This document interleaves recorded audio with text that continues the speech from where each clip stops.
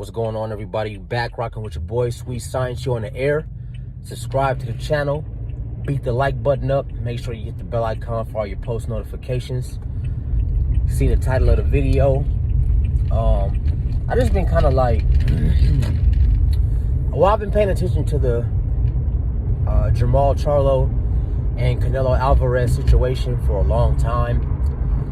And I think what we're seeing is the same thing to a degree that people used to accuse Floyd of, or Danny Garcia some years back, of cherry picking. You know, it's hard to really explain to casuals, especially nowadays, that Canelo has turned into a cherry picker. He wasn't always. I'm not sure at what point it was to where they just decided that they wanted to strategically pick opponents. And in addition to strategically picking opponents, give them all types of terms and conditions that would put their opponent at a disadvantage for Canelo's fights. I don't know when they started doing that, but Canelo used to he used to be there for all the smoke.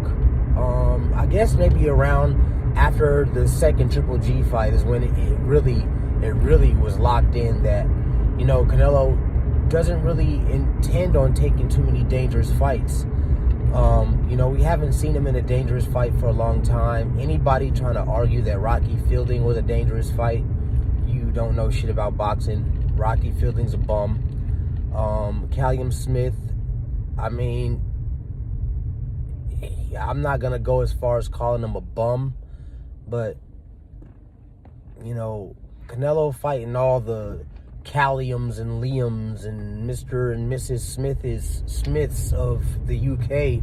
Nobody really wants to see those fights anymore. You know, the only other UK fighter that I would like to see Canelo fight, and that's it, is Billy Joe Saunders. I'd watch that. But I feel like Canelo purposely avoids slick black opponents. You know, you'll have a lot of the casuals say he fought Daniel Jacobs, and Danny Jacobs, you know, I don't know if he's in his prime anymore. I think I think he's just a tad bit. And when I say a tad, because I like Danny Jacobs, that's one of my favorite guys. It's one of my favorite guys right now. Well, maybe not right now, but I like Daniel Jacobs for sure. Danny's 34 years old, 33, 34. I mean, that's not old, but you have to understand, when you have a lot of mileage on you in boxing, it can start to show around, you know, the mid-30s and stuff like that. Unless you just have superb defense like a Floyd Mayweather. So even at the time Canelo fought Daniel Jacobs isn't really much of a threat to anyone anymore, you know. I mean, if he was, he would have put Gabe Rosado away, and he didn't. So, you know, Daniel Jacobs isn't really that much of a threat to anyone anymore, but still a good fighter nonetheless. But that's not a dangerous fight. I wasn't going into the Canelo Daniel Jacobs fight thinking, oh shit, man, like this is gonna be something. This is gonna be some shit. I didn't go into that fight like that, you know. I expected Canelo to get the victory. Plus, you know, they say that Canelo is gifted decisions all the time. So, you know, I definitely think he got gifted the decision versus Lada. But I can't say all the time, but sometimes there are crazy scorecards in Canelo's favor. I will say that. So I say all this to say, excuse me. I say all this to say, you know, when it comes to Jermall Charlo, you know, one of the biggest things that annoys me and that I dislike, especially from, you guessed it, the UK crowd, when they want to protect someone, they don't know how to keep it real. See, that's one thing that I love about the United States. That term, keep it a buck, keep it 100, we really do that here. And that's one thing that I'll always love about the United States. Just the way we know how to keep it 100 is a lot different than other places, you know. And I say that to say, people will sit here and argue and ask stupid ass questions like, what has Jermall Charlo done to deserve a Canelo fight?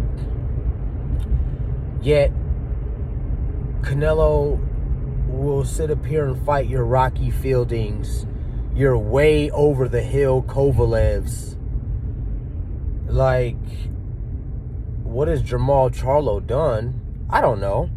Maybe he was the champ of WBC at 154 until he whooped ass and moved up to 160 and became the WBC champ there. Holy shit.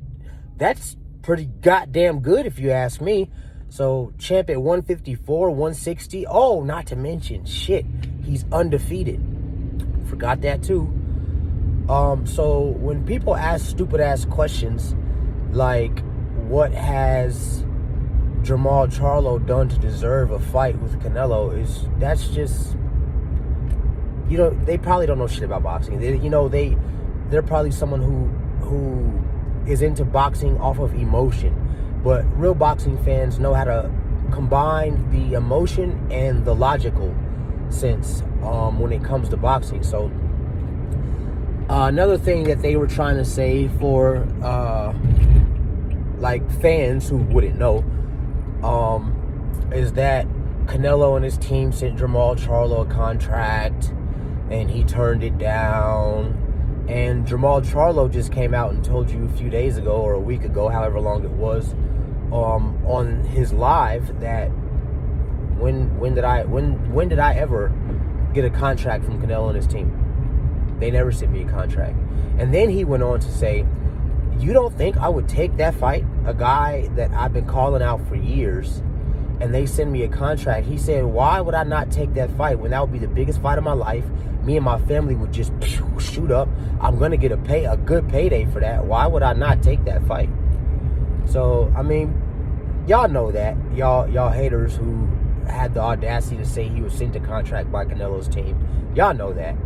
And if y'all don't know that, then like I said, you don't know shit about boxing. So either you're a liar or you don't know shit about boxing. But I say all that to say, man, Eddie Reynoso, he even said himself that he needed to fight, that Charlo was a dangerous fight, and he was a great fighter. And Oscar De La Hoya, ex-promoter of Canelo, longtime friend of Canelo's for years, said if Canelo wants to be great, he needs to fight Jermall Charlo. And that is because back in the days in boxing, when you had your marvelous Marvin Haglers, Thomas Hearns, Sugar Rays, Roberto Duran's, everybody got it in. Like what?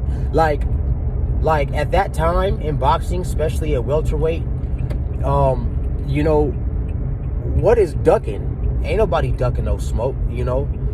Now obviously, granted, I know Canelo's not a welterweight, but he isn't.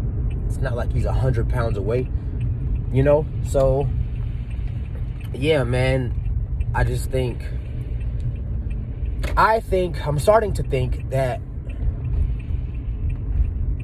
either Canelo or Canelo's team or Canelo and Canelo's team are just, if they're not afraid of Charlo, they definitely know that they're going to run a really big risk of losing that fight. You know, again, also, if you call yourself a fan of boxing, not a fight fan, not an MMA fan, not a UFC guy, of boxing, if you call yourself a true, real fan of boxing and you know anything about the sport and you watch fighters, you guys in the comments who say stupid shit like, oh, Canelo knocks Charlo out.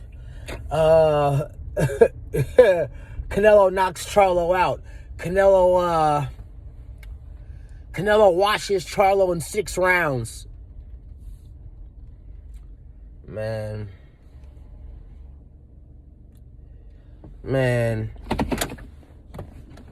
Listen. First of all, let me put it to you like this. Canelo Alvarez versus Jermall Charlo more than likely goes to decision. More than likely goes to decision. And in a decision, who knows? Especially, you know, when Canelo goes 12 rounds, like I said, sometimes scorecards are crazy in his favor. So, goes to decision, who knows? But I definitely think Jermall Charlo does have what it takes to beat Canelo. And if there is any knocking out going on, it ain't going to be Canelo doing the knocking out. I'm going to tell you that right now. So, yeah, man, I'm starting to think they're either scared of Charlo or they just look at Charlo like, you know, it's going to be a long night. You know what I'm saying? But Charlo, you know, he look at how he lives, you know.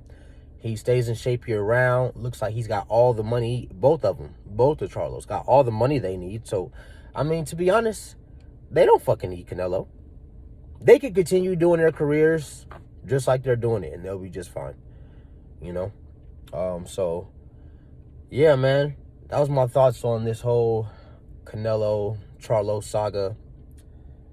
I don't think we'll ever see that fight just because I don't think Canelo has the balls or the cojones, if you will, to take that fight. But I'm still gonna support Jermall Charlo, and you know, good luck to Canelo and whatever he does. You know, hopefully he'll at least step up to David Benavidez at 168 or Caleb Plant at 168. If we don't see any of those three fights from that dude, you know, sad. Canelo went out sad.